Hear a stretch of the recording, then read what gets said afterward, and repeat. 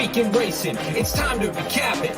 And who better to do it than Michael New Magic? Two bros/pros who cover the highs and lows of racing around the globe on every one of the shows. Real fans look forward to these guys and their last thoughts, cause they know they're not talking out of their royal ascot. What they say makes sense. So ladies and gents, sit back and relax as Blinkers Off presents The Magic Mike Show, where you hear the experts speak. The Magic Mike Show. Tune into the show every week. The Magic Mike Show. You can trust the show is the bomb because it's being brought to you by RacingDudes.com.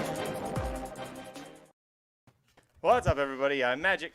And I'm Mike. And this is The Magic Mike Show, episode 330, Mr. Somich. Huzzah! It's actually 3:30 in Mountain Time. So if you're joining us from Mountain, congratulations. The time in your area lines up with this episode. Congratulations. That's assuming you think we started on time, which we did not. We're 6 minutes late, so we missed that window.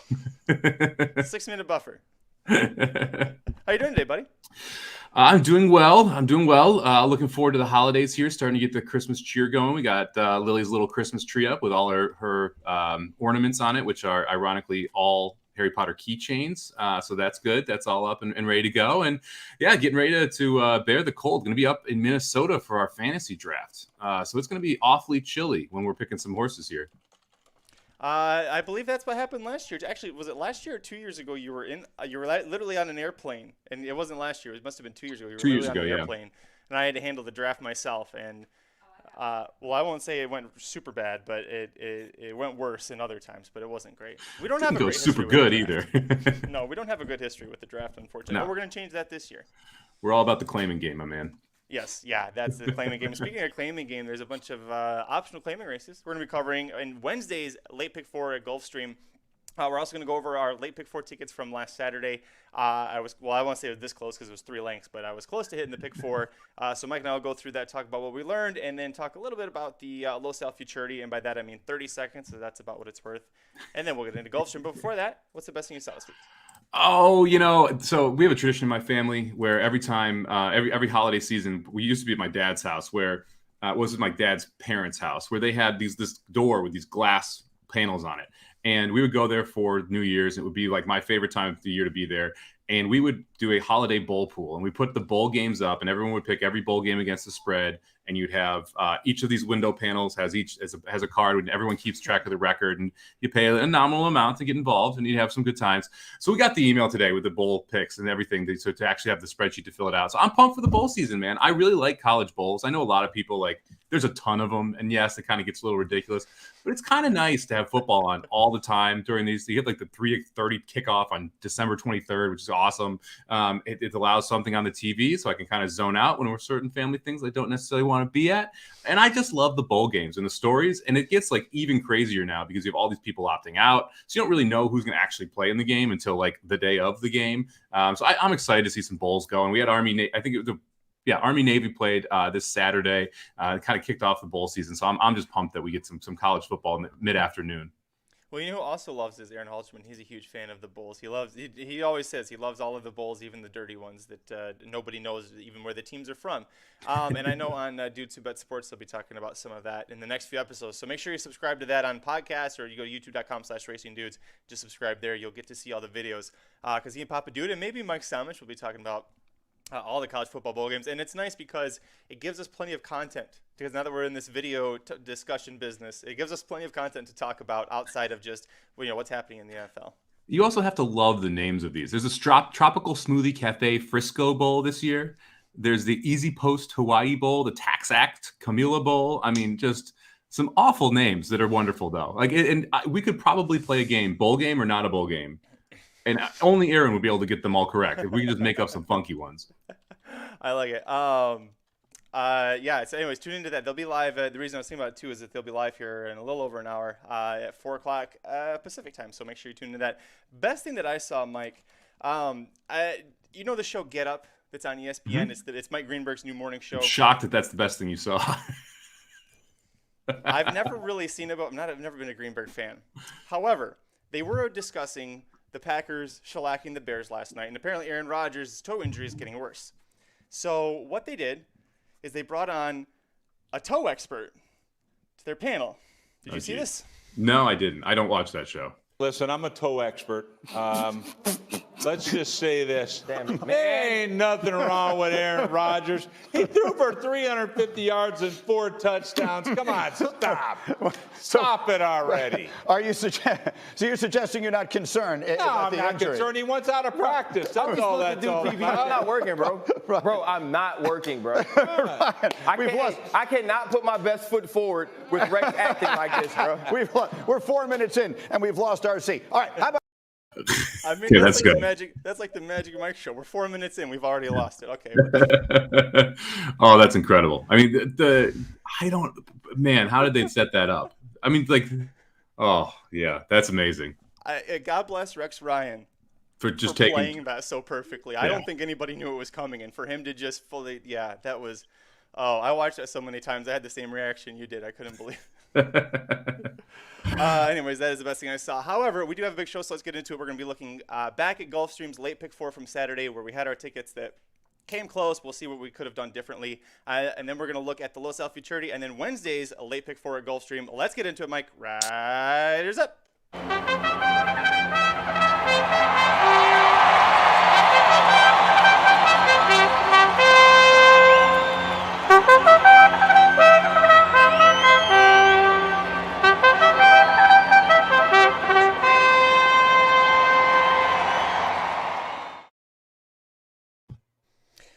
Oof.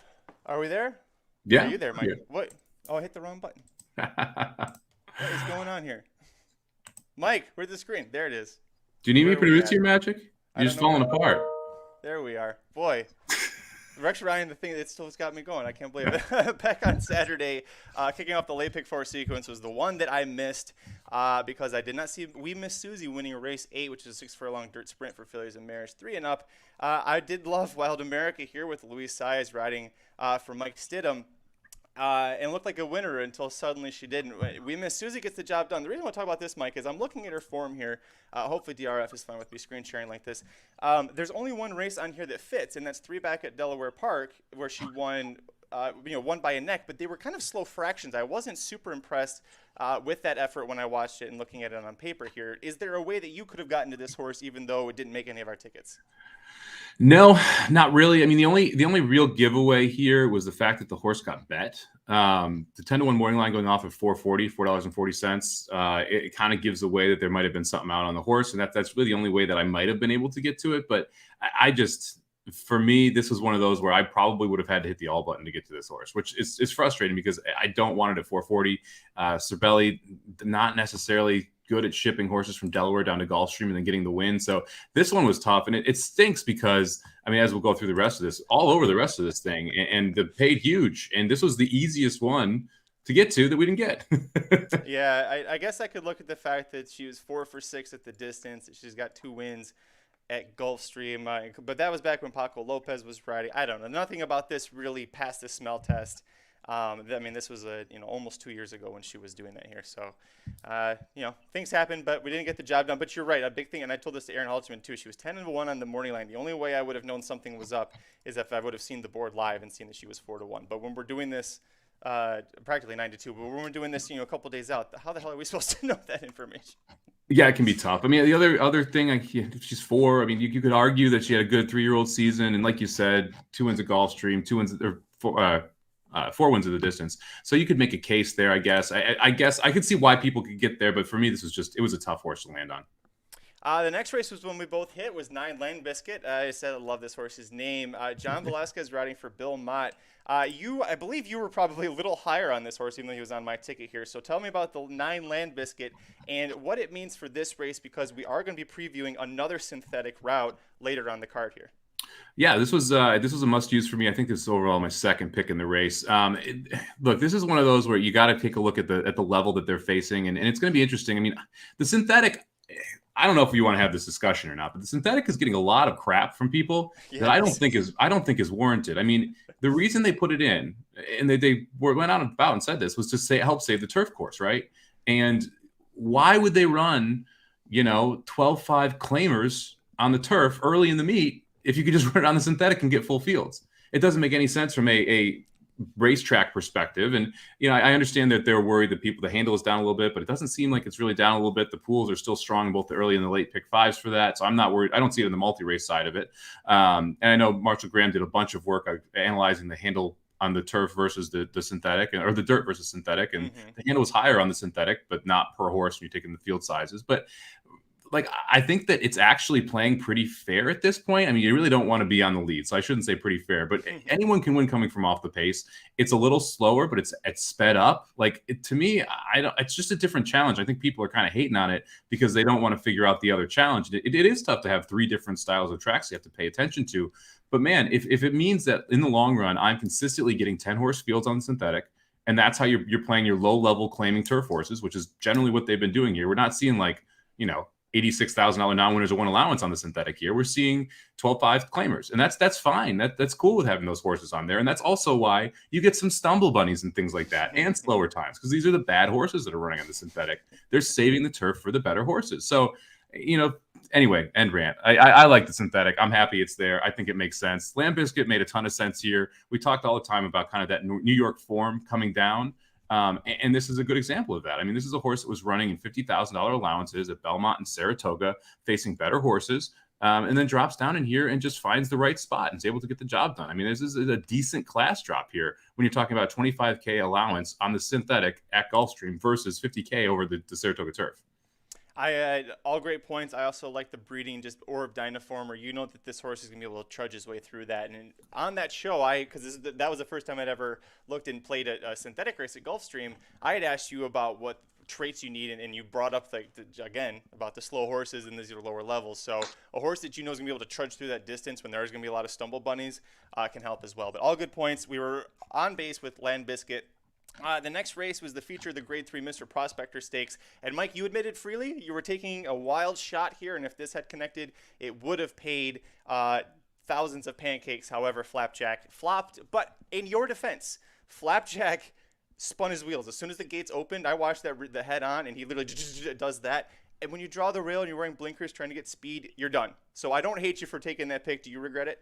No, I mean, well, do I regret it? Yes, because I would have won some tournaments here if I had used officiating instead of Flapjack, and I ended up using Flapjack, so I regret it on that front. But, look, right idea, wrong horse. I mean, I got away from both Endorsed and from Dennis's Moment, and we talked about the 2 other horses that were worth using here were Flapjack and officiating. I singled the wrong horse. It was that simple. If I end up singling the 7, I look like a freaking genius here, even though I didn't have the 1 in the first leg. But it would have been incredible. And to me, it just, this is one of those great examples where, look, horses sometimes by name just get way over bet. I think that was what happened here with Dennis's Moment. Horse really shouldn't have been bet as heavily as he was in this spot. I mean, same with Endorsed. I liked Endorsed more, but neither of them should have been that low. And then we talked about Winded Change on the podcast last week too. This was just a classic example of too much speed in here for Wind of Change to be able to win. And that horse took a ton of money and was nowhere near the winner's circle. Well, speaking of horses taking money, again, officiating 12-1 on the morning line, goes off at 7-1. So there was a lot of steam that came in. Not the same that we saw with We Miss Susie in the first leg of this, but I was pretty happy with this one. Endorsed was coming late, and that was a horse that I had used as well. But Dennis's Moment, it shows that he finishes a length and a quarter behind officiating, but I never once thought he was really involved with this. Did you? No, and that's the second time now Endorsed has beaten Dennis's Moment in the last 3. I mean, I think we clearly know which horse is better there, and it's one of those situations where you can save a bullet if those 2 are in the same race. Just play Endorsed.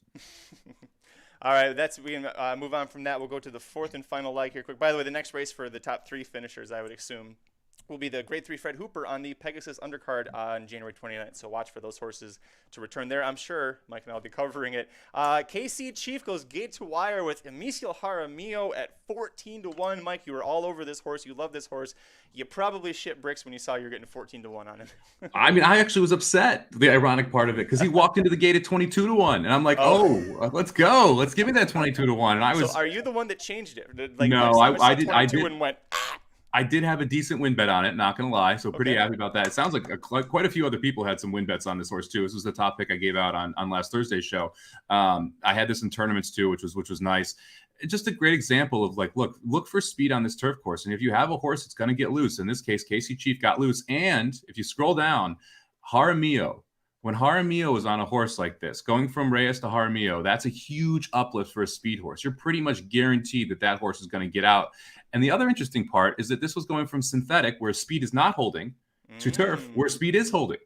And you see him actually hold pretty well over that synthetic course. I mean, all of those are things that can help you point towards it and ways you can use that synthetic course to your advantage when you're handicapping, and kind of the jockey switches to your advantage. But I was shocked that this horse floated up. I thought this was going to float down. I was expecting 4 or 5 to 1 race time, not 14 to 1. Yeah, 8 to 1 to 22 to 1 to 14 to 1. The horse saved Michael Myers in FloCal. Congrats to Michael. Yeah, I saw congrats, that. Mike. I don't remember exactly what he won, but I know he did really damn well in FloCal. I was really busy when he was texting me. I felt bad I couldn't be more involved with that. He won a $1,500 seat for the main event early January. That's right. I was in that tournament. I think I finished 5th. He got me by 2. Ooh, I think this is going to be a different Mike on the Magic Mike show next time. If this was results oriented, I think I would have been gone a long time. Well, it's interesting too. If you look at that race, and we talked about kind of speed in that track, you had more of a merry-go-round race there, specifically with Merlin running second, and Merlin pretty much was in second the whole time, and that's even with decent fractions. So it's like anytime you have these 7.5.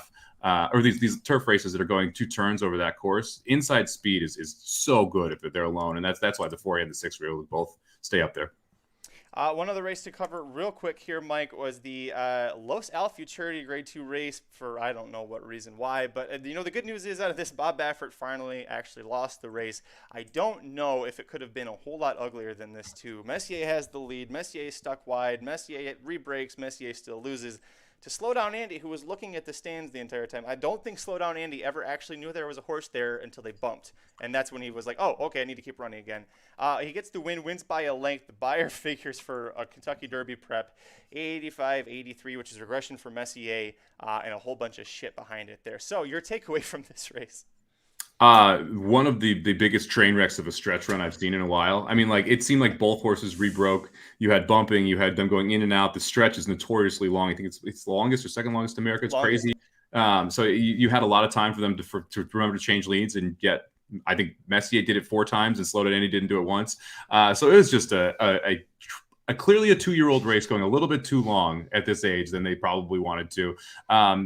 Look, I mean, I watched that race though, and I think Slow Down Andy did everything to lose it and still had the heart and the ability to go by. I mean, probably is not a competitor of the Derby, but probably like if we can kind of get that greenness out of Slow Down Andy, I wouldn't be shocked if this is a horse that's able to rack up some points in California and possibly, play in the bottom of the exotics in the Derby. So it's interesting because he's a California bred, and there was a California bred stakes race for 2-year-olds over the weekend. And the owner, Paul Redham, said no. He told Doug O'Neill he made him enter this race instead, and so they get the win. But this is a horse that is by Nyquist, who Redham owned and Doug O'Neill trained, and Mario Gutierrez rode to win the Kentucky Derby in 2016. And so now you've got those connections with this horse as well. It's going to make for a feel-good story, but I'm with you. I don't think this is a Derby winner.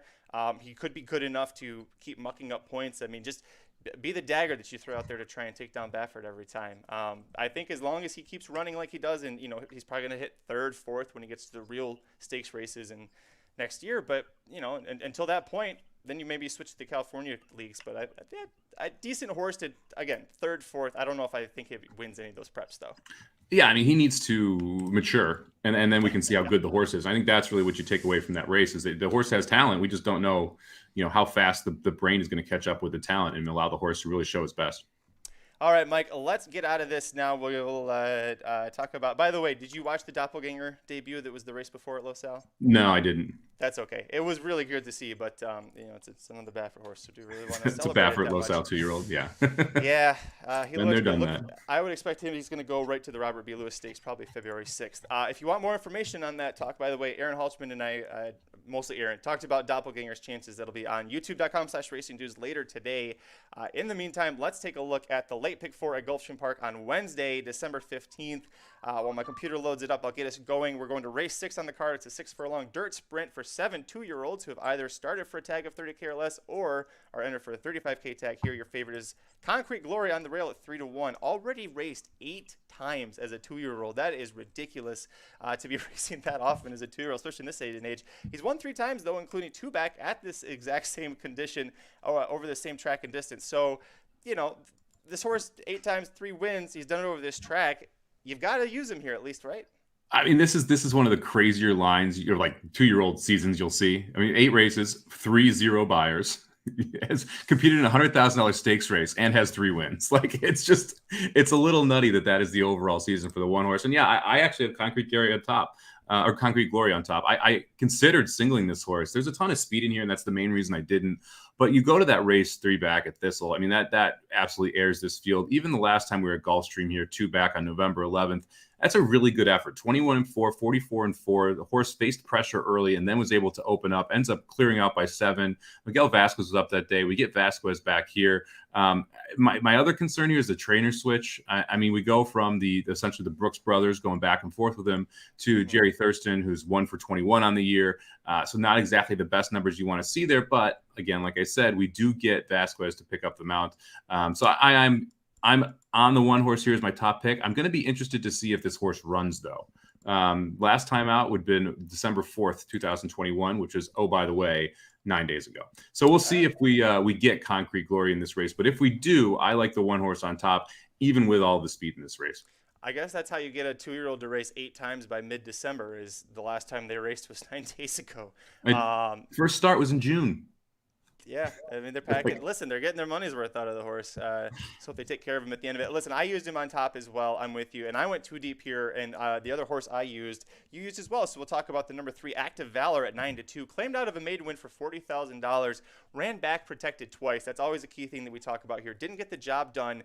Now takes a class drop, probably where it's more suited. It's the only horse actually in this race to run for that $35,000 tag. Luis Saez is riding, which I think is huge, but also is the trainer switch to Peter Walder. He's 18% with first-time runners who have experience in his barn. The barn's 0 for 15, first time adding blinkers, 1 for 27 adding them overall. But Peter Walder has after me more than once at Gulfstream, and I've kind of made it a rule that if I think the horse has half a chance to win, try and fit that horse on because I don't want Peter Walder to screw me. I think 9-2 is going to be a fair price if we can get it here. So I went 1-3 in this spot. Yeah, I like the 3-2 for all the reasons you stated. First time in the Walder barn's a big step forward. Saez also is a big part of it for me. I also like the fact that they paid $40,000 for this horse, and it was originally a Gary and Mary West horse in Kelly Breen's barn. It means that there was some talent, or they thought there was some talent, the West and Kelly Breen early on in the career. So you got to think that this horse still has something left in the tank and could improve. I think the trip is going to be right too. I mentioned the speed. The 1 and the 2 right to the inside will both be going, as will the 6 I'll finish and the 7 while run. So the 4 of them should stack up early. I think the 3 horse is probably the biggest beneficiary of that, sitting right behind that early pace. And so the 3, I think, gets first run on them. If the 1's not good enough to hold them off, then I think that the 3 horse is probably the horse that gets the next best trip. I did go 3 deep. I include Cyber Viking. And the main reason I put the 5 on the ticket here was exactly because of that pace setup.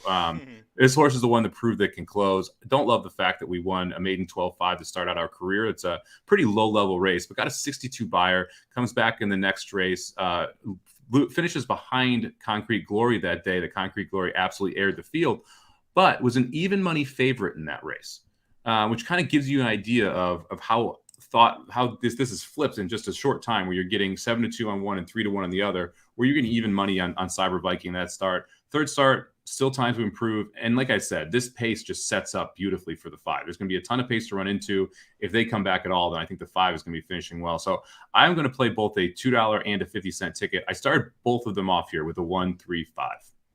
I wanted to try and use the 5 for exactly the reason you talked about, the pace. If the pace falls apart, I think this is the one horse that feels like a lot of stumble bunnies, despite they're going 6 furlongs. But I think this horse will come flying.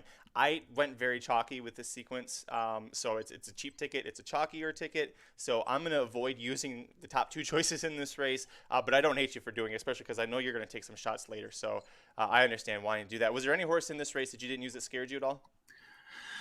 Oh, man, not really. I guess the 4 would be the one that I would look at and kind of have a little bit of an issue. I mean, won a $25,000 maidens, first time against winners, but Sano can get him ready to go second start. You could see some improvement there. And this horse also was able to be really professional for that level. I mean, being in 5th of 6 horses, 7 lengths back early, going 4 wide into the stretch, and then winning by open lengths, it gives me a little bit of concern. So the 4 horse would be the one I'd be a little scared of. If you want to chuck the 1, Concrete Glory, and go all closers here, the 3, 4, 5 isn't a terrible idea, and just essentially fade the speed. But yeah, I'm hoping the 5 is a better version of the 4, honestly. My concern with the 4 is that that race, yeah, he looked great, but the fractions, I mean, that was made in 25 claimer fractions for sure for going Yeah. 6 furlongs. I think I don't know that's they're gonna have to hit a really huge wall for that horse to come up the 4. I think is decent if you were looking for value to fill out your exotics. As far as a win bet goes, don't want to take it. Let's move on to the second leg of the late pick 4 sequence at Gulfstream Park on Wednesday, December 15th. We've got race 7 on the card with 9 males, 3 and up, running a 1-turn mile on the dirt. Optional claimer, 9 winners of 1 other event. Favoritism on number 3, Liam at 3-1, who's a 4-year-old colt making his first start for Todd Pletcher, returning from a 14.5-month layoff. It's been a long time since he's been on the track, but the works kind of show me that he's been, got some speed in there. I really think that sending him to Pletcher and to Gulfstream, somebody thinks this horse has got a lot more talent than he showed when he was running at Remington Park. You're playing against this horse. Yeah, I am. I mean, that's good. He showed some talent at Remington. He made it into the Oklahoma Derby. He put up some numbers down there. Yeah, look, this horse is going to get bet off the board. I mean, you're going to see this horse go off close to even money. 3-1's a pipe dream. And if the horse doesn't get bet off the board, you want no part of this horse. Let me tell you, if this horse goes off at 3-1, he ain't winning. Look, this is one of those where I'm just going to try and fade the connections and hope that he is not on his absolute A game coming back. 14 months is a long time, and this field is not a bunch of chumps. I mean, that's the other thing. This is a pretty good field for a 25K non-winners of 1. And there's also quite a bit of speed in here. So if the idea is Liam's just going to go to the lead and wire this field, that's going to be a tall task coming off this long of a layoff to be able to try and get it done. So especially going at a mile. So I'm going to go 2 deep on my $2 ticket. I'm going to go 4 deep and try and beat him on the 50-cent ticket. My top pick in here was a 5-horse Magic Eclipse for much of the same reason that I discussed last race. This just seems like you're going to see 4 or 5 horses that want to go out to the front and set a pretty blistering pace and give each other absolutely no breaks up there. The 2-horse Menlik has to go. I mean, just has to go. And I think that's going to create some problems for the 3. The 7-horse has a ton of speed as well. I think all of that sets up for Magic Eclipse to just get the A++ trip here. This is a 4-year-old who seems to be improving. In the last 3 races specifically, kind of took a step forward, took a step forward, took a step forward. I don't love that we've been, right there the last couple and not got the job done. But if we can continue to improve, and if we can continue to improve, I think the horse is good enough to win. And on top of that, you do have 2 wins in 9 starts. So it's not like this horse is one of those that just wants to run second. I think they just kind of got outrun with a nice step forward. I think the 5 is a nice price at 9-2 here. I ended up singling the 3, but the 5 is a horse that I definitely looked at. I was like, well, if I'm not going to single the 3. You singled the 3? I singled the 3. I told you, I went really chalky. I went pretty chalky in this sequence. Yeah, I did. Now, here's the thing. There's too many signs to me. You don't go from Danny Pish to Todd Pletcher. You don't go from Remington Park to the championship meet at Gulfstream unless you think this horse has got potential, and they paid a lot of money for him. But then he's at Remington. But now he's going to come out to Todd Pletcher at age 4 for the champ. If this was June, I'd be like, okay, that makes sense. Like, this is an easier spot. But I really think that this horse is because they sent him out here, because Luis Saez is getting aboard tonight, because I think that the works are showing that there's some speed here. I think this horse is going to go, and try to hold them off. If he's going to be this horse that they, then they stretch out, maybe not the Pegasus, but they keep looking maybe the Fred Hooper at a mile, and they keep seeing what they've got with him here. If he's that kind of a horse, this is the race you try and beat him. You're laughing like crazy. You think I'm nuts, don't you? Well, if he's that kind of a horse, why isn't he a 25K non-winners of 1? Why isn't he in an $86,000 one? Why isn't he why are you burning a condition for this little money if you think he's that good of a horse? Well, purse is still $61,000. The 25 is what the optional claiming price is. Yeah, but you get bigger purses than 61 for non-winners of 1. Gulfstream are 61 too. I mean, come on, they just don't have. They don't. This isn't Oaklawn. This isn't Churchill. They don't have the purses. This is a horse that will not be fully geared up if he's as good as you think he is. You're going to get 80% of this horse because they're going to want to save him for the progression into the 3rd race, where it's going to be your big time graded stakes. So if he's as good as you think, you're getting an 80% of the horse. If he's not as good as you think, then you got to be a little worried that he's in this spot. So to me, there's just enough here that I think he's going to get overbet. I want to play against. I get why you like him. I mean, Pletcher and Saez win a lot at this meet, so I understand why you're using him there. For me, this is a one where I think you can get a lot of value to try and beat him. I'm going to go to the 1 horse on the inside as my other must-use, Gump, the Carlos David barn. Really good on this type of layoff, 22% over this time. Was in the race with Magic Eclipse last time. This is another one where I think second time out at a mile is going to help this horse take a step forward. I like the fact that we have been able to, we have a win over the Gulfstream Park track. We're 3 times the distance, 3 times in the money. I also feel like this horse is starting to get back to what he was before the really long layoff. And I think that's why this horse has largely been ignored. But if you look back, we've got 90 buyers back there over at Gulfstream Park West back in 2019. We've got 80 buyers early last year. We've got 80 buyers late last year. Took a full year off. First race wasn't great. Second race wasn't great. Third race, you started to see some progression. We also went 2 sprints to a route. So you started to see them just get some work under this horse. I think you're going to see a lot of people largely ignore the one-horse Gump because of those last 3 races. But to me, it's more of that horse getting into form again. And those races in the back are good enough to beat this field. So I ended up with the 1 and the 5 as my 2 must-use horses. I'll rattle off a couple others here since you singled. What did you think of the 1 before we go on to it? Am I trying to make something up here? Well, I think if all the money goes on the 3 horse, maybe you'll get better than 6-1 on Gump. The horse hasn't won since 2019. Is 1 for 13 at Gulfstream. So I think, though, despite the fact that the horse did show improvement in that last time out, like you mentioned, the first time with David, was still beaten 7.5 lengths. And I'm wondering, the last time the horse raced before that long layoff, it was a voided claim, which tells me something went wrong with the horse. And it looks to me so far that the horse hasn't returned. There is room for progression, like you said, just not good enough for me to want to use. I gotcha. So for me, after that, I went to the 7-horse Create again. This is the only speed horse that I really wanted. We mentioned Walder earlier. We mentioned Jaramillo earlier. This one is probably going to send as well.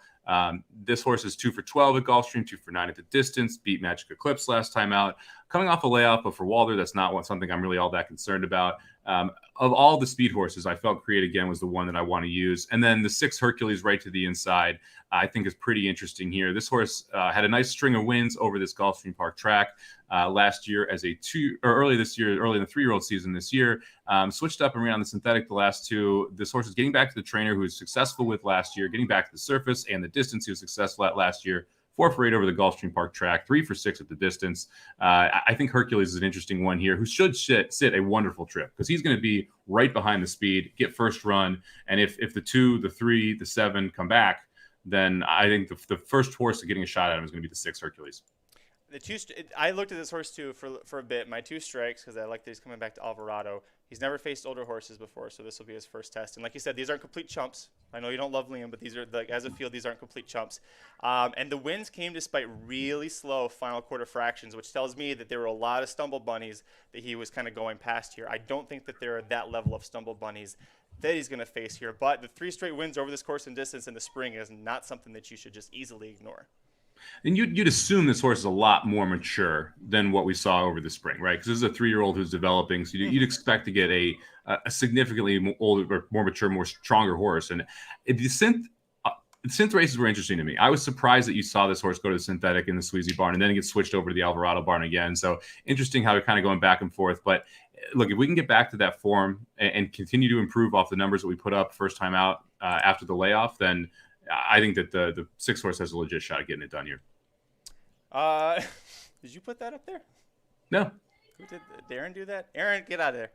Aaron's touching buttons again. Let's move on to the penultimate leg of the late pick 4 sequence.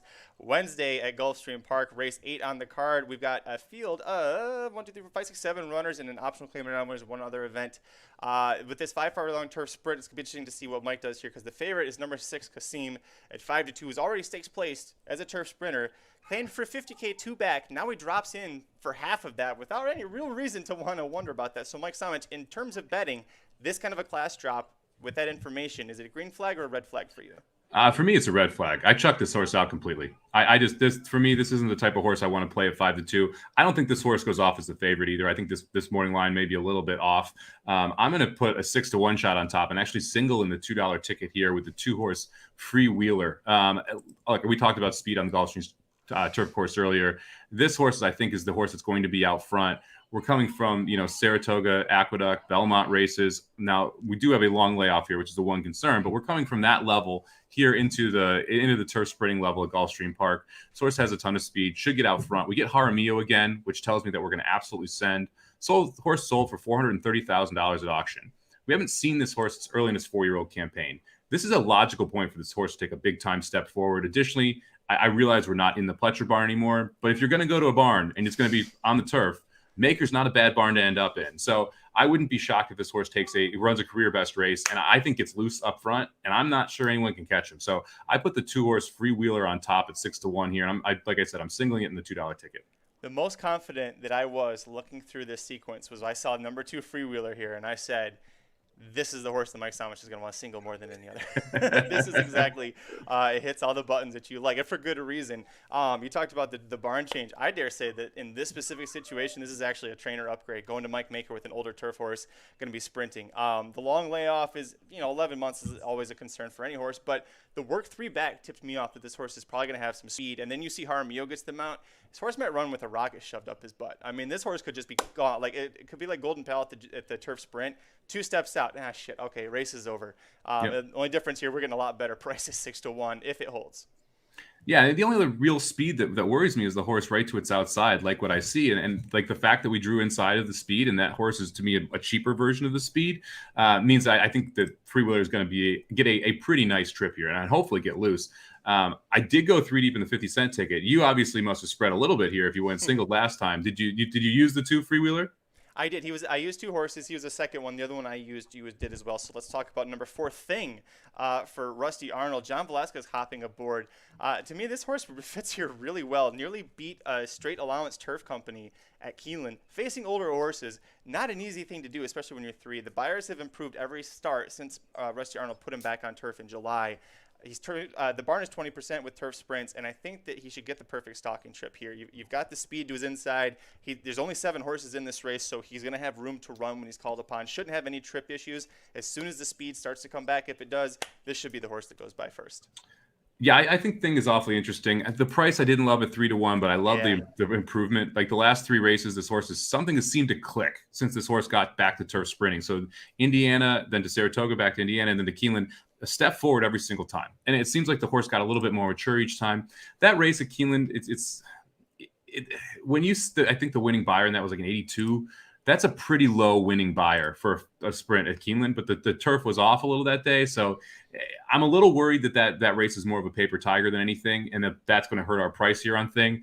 Thing was my 3rd horse in here. The horse that I had in the 2nd spot was actually Cable Channel. We talk about this Kentucky Downs meet, and when you see these horses come back, well, this horse ran at Kentucky Downs and then didn't run for a full year, ran back at Kentucky Downs, going that 6.5 furlongs, and just wasn't able to kick, even though the horse went off at 4-1. I think Cable Channel is a nice price here. The horse doesn't have a ton of early turn of foot, but shouldn't be forever back, and has the best closing kick in this field in my mind. So I kind of like the 5 at 5-1 too. So if I wasn't singling the 2, the 5 would have been the next on the ticket. And I did end up using 3 in the 50-cent ticket. My concern with Cable Channel is that he's 0-9 since changing to Ralph Nix. He won his debut for a different trainer. He's 0-9. He's got good races, good company between Gulfstream and Kentucky Downs. Why is there an English Channel horse that's sprinting on the turf? This is something just like the wires got crossed genetically when this horse was being made. Well, broke his maiden going 7.5 at Gulfstream West, so that's technically a turf sprint, and has run three times the 5 furlong distance here at Gulfstream Park, and made it pretty good. It ran pretty well. Those are some pretty tough fields. Though. You see New York Finest, Go-Go Gone, Trench, Sarasota County. All of those were good turf sprinters at Gulfstream, and the track was playing heavily favored to speed those days. So I wouldn't take his breeding for too lightly when you look at the sprint side. It's just interesting. Like you see English Channel, I'm like, what? Okay, all right. Well, stranger things have happened, including Magic hitting one of these tickets. Maybe I'll do it again on Wednesday. The 4th and final leg of the late pick 4 sequence at Gulfstream on Wednesday sees a field of 9 older males routing about 1 mile and 70 yards on the synthetic track while in for a $20,000 tag. And the number 2 Castano, as I'm going to say, is the 5-2 favorite. Won his debut over this course in distance, last out by half length. He was in for a $35,000 tag, and at first you look at that and you go, well, 35-20, that's kind of risky, but he was running for that in New York over the summer. Nobody touched him there, so maybe they think it's worth the risk here. You and I, though, I went all button here, but my top choice in this race is who you singled in your $2 ticket. Yeah, this was an interesting one. It's fun now that we have Gulfstream Park and we have some results we can look at over the synthetic. So like you have the one American Ninja who ran out on this course last time, lost to a horse called New Year. New Year was the favorite in the last race yesterday. So you're starting to see some of the like horses come back and get an idea of how strong these fields were. I think it's also interesting to note that Castagno won from off the pace. And you look at the 6 horse, Mr. Matusek, who I'm about to talk about, who won from off the pace. So you can kind of see how these races have been won and who they're beating. You got to get a good idea of how the fields are. I went to the 6 horse, Mr. Matusek. I mean, this is one of those horses where you look at it and you love the fact that the first time on synthetic, the horse took a nice step forward. Seemed like this horse was improving anyway. That was second start later in the 4-year-old season, which is something we talk about all the time here on this show. Horse is 1-for-1 over Gulfstream. Also, you get the Walder barn here. So we're going from Kelsey Danner, 16%, to Walder's 15, but Walder off the claim, 21%. And I like the fact that Sutherland sticks through here. This is going to be the 4th time she's ridden this horse. 2 of the 3 previous times she's won aboard him. I think this horse is just all systems go. Should sit a good trip. There's enough speed in here that you should get a nice setup. Horses from off the pace are what you want right now in the synthetic. The 6 kind of checks every single one of these boxes, like the 4-1 morning line. So yeah, I ended up singling the 6 in my $2 ticket here to close it out. And like I said, this was my top pick as well. I love the breeding as well. Dennis says, not for betting purposes, but the 6, could it be a good claim for the synthetic races? Is it back in for 20, which is what Peter Walder claimed for out of the last race? I would assume, especially because that horse won that day, Peter Walder's not keeping this horse after Wednesday. So I don't know. What do you think, Mike? I know we've talked about playing the claiming game before. Yeah, I mean, look, if you're trying to churn, this is not a bad claim at all, right? I mean, because the horse is clearly in good form, clearly consistent, likes the synthetic, and the way the track is playing right now is favoring Mr. Matusek. So I think I would be surprised if the 6 does not get claimed out of this race. You went too deep here. You also used Castano. Was there any other things that you wanted to touch on him? I know you mentioned that they both won from off the pace over this course, and that was something you were looking for. Not really. I mean, look, we're at the lowest level we've ever been at, and this horse has some speed, so I think you should be able to get a decent stalking trip here, whereas the 6 is going to come from way off the pace. So I thought the 2 might just get the perfect trip, but you really don't want to be too forwardly placed right now. It's been tough for horses to be on or near the lead and win. Dennis says no, he's talking about Kasim in the race before. Yeah, because he won on synthetic. Danny Gargan dropping him after winning by 3 lengths on Prescott synthetic. Maybe. It's just, why is Danny Gargan, if he won an open allowance, suddenly dropping him back in for a claiming tag? It's just weird. Especially half of what he claimed him for. To me, there's too many red flags there to try and scoop that horse up. Were there any horses in here that you went with the 2 and the 6, but maybe a long shot? I know, where is it? Dennis says 20-1 on the 5 Perfectly Majestic. Intrigues him, which, by the way, this is Jerry Thurston, who had the 1 horse that was the favorite in the first leg of this that used to be with the Brooks brothers and now is with Jerry Thurston.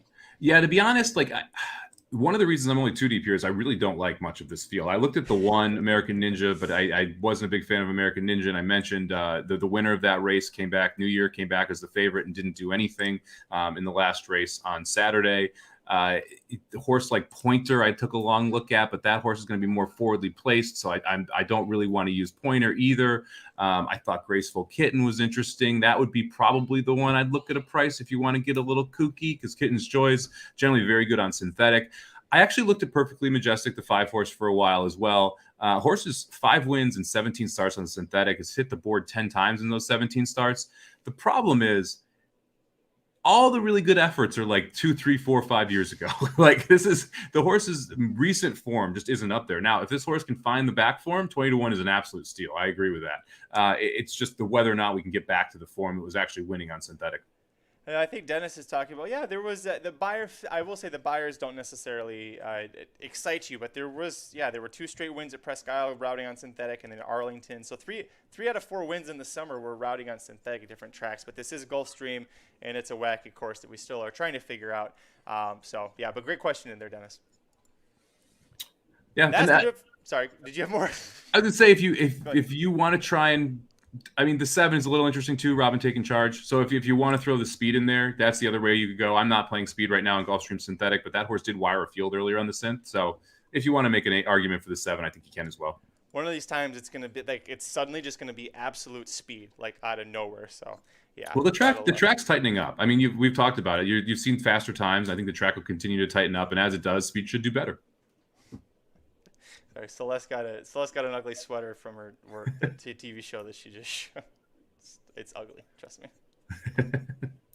That's going to do it for this episode of the Magic Rec Show. Thanks for joining Mike and I to talk about last week and a preview Wednesday's pick 4 at Gulfstream. If you are playing, let us know. We're on Twitter at Curtis Kalleward, at Somobomb 18, number 1, number 8. We'll be posting our tickets that day, but we will go through our tickets one last time on the show here. If you take a look below, I'll go ahead and give mine out going 1-3, singling the 3, 2-4, then hitting the all button. That's a pretty cheap ticket because it's pretty chalky. For 50 cents, it's $18. If you wanted to play it heavy and you don't want to hit the all button, I agree with Mike. I think the 6 in the final, that's my single as well there. I'm going to play 2 tickets. Start out with a 50-cent ticket. I'm going to go 1-3-5 with 1-5-6-7 with 2-4-5 with 2-6. That'll cost you $32.50. And then I'm going to play a $2 ticket as well. Just go 1-3-5 with 1-5 with 2 with 6 for $2. That'll cost you $12. That is awesome. I am excited that we got to do this, especially because, this past weekend, look how quickly we talked about everything that happened. So hopefully you enjoy these little midweek pick 4 previews that we do. We'll keep doing it. If you guys like them, just let us know. But I wanted to take a look here. Hey, look at that. Look who's live right now on YouTube. It's the Magic Mike Show. Over here, this is the Racing Dudes YouTube channel. You can click on the videos here, and you can see all the different previews and recaps that we have up. Apparently, my Low South Futurity replay and recap was a big hit because there's almost 600 views. All you got to do is say something slightly controversial, and everybody comes out of the woodwork to watch it. We've also got playlists here. So let's say you want to see Kentucky Derby previews or race previews or Kentucky Oaks information. Got it all settled right there for you. Just go to youtube.com/racingdudes and make sure you subscribe. You'll get all of the notifications whenever we have videos that are popping up, whether we're live or not. Over at racenews.com/sports, Mike, I'm excited to hear what you think about Monday Night Football. We got the Rams and the Arizona Cardinals, and I think this is the first time since the early mid-2000s that the Arizona Cardinals could sweep the Rams in the season series. Yeah, I mean, look, I'm. This was at 2.5 all week. It just got to 3. I'll take the field goal with the Rams. The Rams are the better team in my mind. I don't believe this Cardinals team should be 10-2. I don't think they're this good. I would rather take the points with them. And I also think you're going to see a highly motivated Rams team tonight. They're going to want to play very well. They got beat up pretty good by the Cardinals the first time they played. But that was the Rams were coming off of the Kansas City game. And so it was kind of a natural letdown spot. So I think you're going to see a ton better effort. You're going to see a lot better effort out of the Rams team this week. So I expect that you're going to see LA cover the 3. I love that Papa Dude has the 20 worst Power 5 conference college football jobs up. Papa Dude, he is always spitting fire with something. Go check that out. I also mentioned Racing Dudes on the YouTube channel. At 4 o'clock is going to be another episode of Dudes Who Bet Sports. They'll be talking about Monday Night Football. It's really great because Aaron and Papa Dude, if you haven't watched, they recap what happened in college, and at this point it'll be mostly professional football. But then they lead you into Monday Night Football. So if you want to watch Monday Night Football, want to watch the Manning Cast, this is the best way to get you ready for the Manning Cast. Manningcast's been great too. They're actually awesome when they don't have guests. I really enjoy that there's the banter back and forth between the two of them. Aaron says, tune in tonight for the show. Papa Dude wants to talk about this exact time. Okay, so now everybody's got homework. You've got 38 minutes. Go to racingnews.com/sports. Click on this. Read this article. Look how quick it is. Oh, yeah, that's a great line. Let's see who's got number 1. Vanderbilt. Awesome. Okay, I kind of spelled it for you. But listen, you're still going to want to go ahead and check that out because, like Mike said, they really have a wonderful banter. Mike, we need to reach out to Aaron because Lincoln the Trojan King, I've seen him pop up in the chat a lot. He really wants to hear from Aaron, and he hasn't yet. So I know that there's some maroon and gold being sent Aaron's way. Yeah, I'm sure that if you check out Dudes Who Bet Sports, you'll talk through that. What else we got here? CJ, yeah, Good Chuck, Bad Chuck on Thursday. Yes. So definitely join us there. I was a little drunk on Thanksgiving Day. That is accurate. So that did definitely happen. What else we got down here? Yeah, I've been waiting for Bill to show back up here to talk about Maxfield and. That was a rough Bill, day. You've been a great sport. It was a lot of fun with you, Bill. Yeah. And yeah, Loves Only You was absolutely amazing. That was one of Aaron's top picks too. Now we're just jumping through here. Sorry. It's all good. Ramsey and Higbee. I didn't know Ramsey was out. That's probably why the line moved up 1. And then there were one other question. Someone asked about Ertz. Yeah, Ertz. So Dennis did. Yeah, Ertz is interesting. I actually think his anytime TD isn't a bad one. I expect some points in this game. I think the total's like 51.5 here. I would say Ertz over 40.5. I think they're gonna throw the ball to him quite a bit today. Any other closing thoughts before we get out of here? I know that we'll be back on Thursday taking a look at a weekend sequence, and Blinkers Off will be live. Oh, Remington has the Springboard Mile on Friday, so we'll have the preview will be up later this afternoon at youtube.com/racingdudes and racingdudes.com with Aaron going through that field as well. So any final thoughts for you, Mike? Yeah, let us know if you want us to do the Springboard Mile card or if you want us to do a weekend card. Magic wanted to do the Springboard Mile card today. And I shot him down because there are no post positions, there's no odds, and I hadn't looked at Remington yet. So if we want to do that, we could even throw like a Wednesday in, do a Wednesday, Thursday, go 3 episodes this week. Actually, yeah. Well, it depends how we'll see how much work I end up getting done today. See if I'm able to. Yeah, no, it'll be a lot of fun. Very excited to keep moving forward. It's gonna be a lot of fun. Lots of Kentucky Derby previews coming. So we had 3 horses: Dean's List, Emmanuel, and Doppelganger, who all debuted over the weekend and won, and are gonna head to the Kentucky Derby Trail. So Aaron and I talked about each of those. Those will be on the website and the YouTube channel as well. Lincoln says he wants a springboard mile, so we'll be doing that. We'll be back on Thursday with another great show. Until then, I'm Magic. And I'm Mike. Thanks for listening. And one more time, the Get Up expert on the panel this morning. Listen, I'm a toe expert. Let's just say this. Damn, There ain't nothing wrong with Aaron Rodgers. He threw for 350 yards and 4 touchdowns. Come on, stop. Stop it already. Are you so you're suggesting you're not concerned No, about I'm the not injury? concerned. He wants out of practice. That's all that's all I'm about. not working, bro. Bro, I'm not working, bro. We've lost. I cannot put my best foot forward with Rex acting like this, bro.